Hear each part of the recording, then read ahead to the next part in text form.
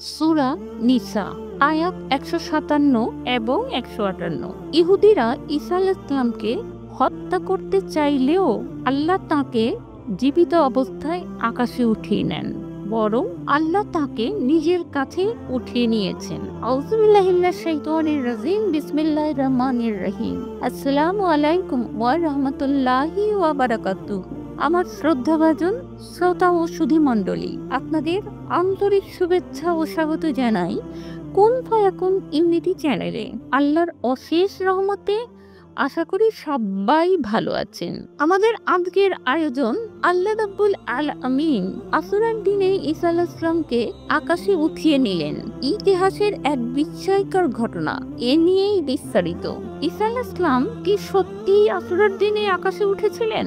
ইতিহাস আমাদের উত্তরে বলেছে হ্যাঁ, এই বিশেষ দিনেই ঘটেছিল এক অবিশ্বাস্য অলৌকিক ঘটনা। নবী ঈসা আলাইহিস সালামের জীবন ছিল মুজিজা ও রহমতের প্রতীক। খ্রিস্টানরা যাকে যীশু খ্রিস্ট বলে চিনে, ইসলামে তিনি আল্লাহর এক সম্মানিত রাসূল।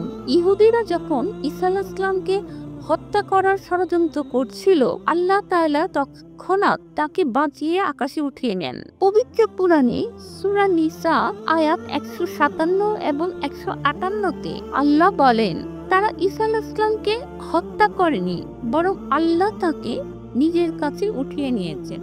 ইবনে কাসির রাহমাতুল্লাহি আলাইহি এর তাফসীরে বর্ণিত আছে, অনেক ইসলামী ঐতিহাসিকদের মতে এই অলৌকিক ঘটনা 10ই মুহররম আসরের দিনেই ঘটেছিল। আল্লাহ এই দিনকে বেছে নিয়েছিলেন তার প্রিয় নবীকে কিয়ামতের আগ পর্যন্ত সংরক্ষণের জন্য।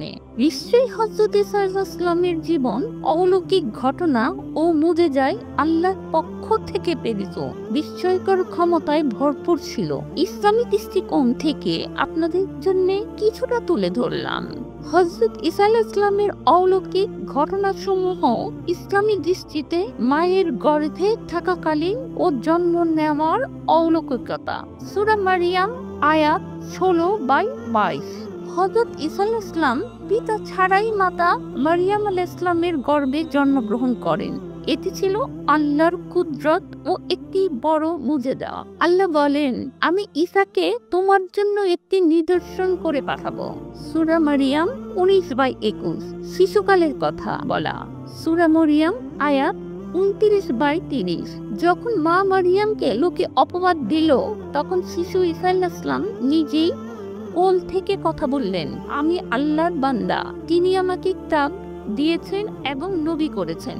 মাটি দিয়ে পাখি তৈরি ও উড়িয়ে দেওয়া। সূরা আল ইমরান আয়াত 49। ঈসা আলাইহিস সালাম আল্লাহর অনুমতিতে মাটি দিয়ে পাখির আকৃতি তৈরি করে তাতে ফু দিয়ে জীবিত করে দিতেন। আমি আল্লাহর অনুমতিতে মৃতকে জীবিত করি এবং মাটি দিয়ে পাখি বানিয়ে তাতে ফু দিলে তা উড়ে যায়। অন্ধ ও কুষ্ঠ রোগীকে আরোগ্য দান। সূরা আল ইমরান আয়াত 49। হযরত ঈসা আলাইহিস সালাম জন্মান্ধ ও কুষ্ঠরোগীদের শুয়ে দিলেই তারা সুস্থ হয়ে যেত আল্লাহর হুকুমে। মৃত ব্যক্তিকে জীবিত করে তোলা। সূরা আল ইমরান আয়াত 49। ঈসা আলাইহিস সালাম আল্লাহর হুকুমে মৃতকে জীবিত করে তুলতেন। এটি ছিল সবচেয়ে বিস্ময়কর মুজিজাগুলোর একটি। আকাশ থেকে খাবারের খঞ্জি টেবিলে নামানো। সূরা মাইদা আয়াত 112-115। হাওয়ারী শিষ্যদের অনুরোধে ঈসা আলাইহিস সালাম আকাশ থেকে খাবারের পূর্ণ খঞ্জি নামানোর জন্য দোয়া করেন, যা অলৌকিকভাবে নেমে আসে। হে আল্লাহ, আমাদের জন্য আকাশ থেকে এক খঞ্জি নামিয়ে দাও, যেন তা আমাদের জন্য উৎস হয়। সূরা মাইদা 5/114। হযরত ঈসা আলাইহিস সালাম জীবিত আকাশে আছেন। কিয়ামতের আগে তিনি পৃথিবীতে পুনরায় আগমন করবেন এবং ন্যায়ের পতাকা উড্ডীন করবেন। সব অলৌকিক কাজ ঈসা আলাইহিস সালামের নিজস্ব ক্ষমতা ছিল না, বরং আল্লাহর হুকুমে ও অনুমতিতে তিনি এসব করতেন। এগুলো কেবল প্রমাণ করে যে তিনি আল্লাহর নবী, কোনোভাবেই ঈশ্বরের পুত্র নন। ঈসা আলাইহিস সালাম কিয়ামতের আগে আবার পৃথিবীতে আসবেন, এটি মুসলিমদের বিশ্বাসের অংশ। আশুরার দিন ইসলামের ইতিহাসে একের পর এক বিস্ময়কর ঘটনা সাক্ষী। এই দিনে নবী ঈসা আলাইহিস সালামকে আল্লাহ আকাশে উঠিয়ে নিয়েছিলেন ইহুদি ষড়যন্ত্র থেকে রক্ষা করে। এই ভিডিওতে জানুন সেই অলৌকিক ঘটনাটি, যা এখনো মানব জাতির জন্য রহস্য ও শিক্ষা বহন করে। ঈসা আলাইহিস সালাম ছিলেন আল্লাহর পক্ষ থেকে রূহ এবং কালিমা।